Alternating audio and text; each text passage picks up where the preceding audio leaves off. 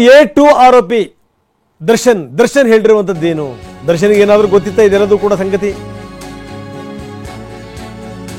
A2 ಆರೋಪಿ ದರ್ಶನ್ ಬಾಯ್ಬಿಟ್ಟಿರುವಂಥ ಸಂಗತಿಗಳೇನೇನು?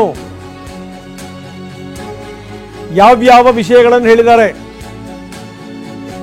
ಹೀಗೆ ಮೆಸೇಜ್ಗಳೆಲ್ಲವೂ ಕೂಡ ಬರ್ತಾ ಇವೆ, ಅಶ್ಲೀಲ ಮೆಸೇಜ್ಗಳು ಬರ್ತಾ ಇವೆ ಅನ್ನುವಂಥದ್ದು ಗೊತ್ತಾಯ್ತು.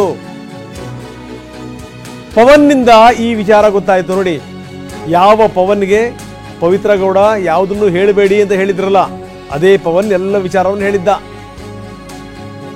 ಚಿತ್ರದುರ್ಗದಿಂದ ರಾಘವೇಂದ್ರನ ರಾಘು ಹೇಳಿ ಕರ್ಕೊಂಬರಕ್ಕೆ ವ್ಯವಸ್ಥೆ ಮಾಡಿದ್ದೆ, ಕರೆಸ್ಕೊಂಡ್ವಿ. ಇನ್ನೊಂದು ಸಲ ಏನಾದರೂ ಈ ರೀತಿ ಅಶ್ಲೀಲ ಮೆಸೇಜ್ ಮಾಡಿದ್ರೆ ಸರಿ ಇರಲ್ಲ ಅಂತ ವಾರ್ನ್ ಮಾಡಿದ್ದೆ. ಅಷ್ಟೇ ಅಲ್ಲ, ದುಡ್ಡು ಕೊಟ್ಟು ಊಟ ಮಾಡ್ಕೊಂಡು ಊರಿಗೆ ಹೋಗು ಅಂತ ಕೂಡ ಹೇಳಿ ಕಳಿಸಿದ್ದೆ.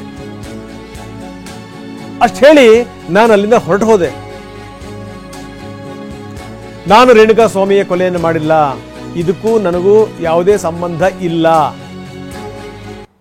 ಈ ಮಟ್ಟಕ್ಕೆ ಹೋಗುತ್ತೆ ಅನ್ನುವಂಥದ್ದು ಗೊತ್ತಿರಲಿಲ್ಲ.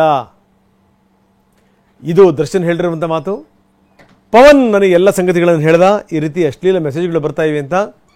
ನಾನು ರಾಘವೇಂದ್ರನಿಗೆ ಸೂಚನೆ ಕೊಟ್ಟೆ. ರಾಘವೇಂದ್ರ ದರ್ಶನ್ ಅಭಿಮಾನಿಗಳ ಸಂಘದ ಅಧ್ಯಕ್ಷ, ಚಿತ್ರದುರ್ಗದವನು. ಅಲ್ಲಿಂದ ಕರ್ಕೊಂಬರಕ್ಕೆ ಹೇಳಿದೆ ನಾನು. ಶನಿವಾರ ಸಂಜೆ ಈ ಪಟ್ಟಣಗೆರೆ ಶೆಡ್ನಲ್ಲವನ್ನ ಭೇಟಿ ಮಾಡಿದೆ, ವಾರ್ನ್ ಮಾಡಿದೆ. ಈ ರೀತಿ ಎಲ್ಲ ಅಶ್ಲೀಲ ಮೆಸೇಜ್ಗಳು ಮಾಡಿದರೆ ಸರಿ ಇರಲ್ಲ ಅಂತ ವಾರ್ನ್ ಮಾಡಿದೆ. ವಾರ್ನ್ ಮಾಡಿ ಕೈಗೆ ಸ್ವಲ್ಪ ದುಡ್ಡು ಕೊಟ್ಟು ಇವನು ಊರಿಗೆ ಹೋಗು ಅಂತ ಹೇಳಿ ನಾನು ವಾಪಸ್ ಹೊರಟೋದೆ. ನನಗಿದು ಯಾವುದೂ ಕೂಡ ಗೊತ್ತಿಲ್ಲ, ನನಗೂ ಇದಕ್ಕೂ ಸಂಬಂಧ ಇಲ್ಲ.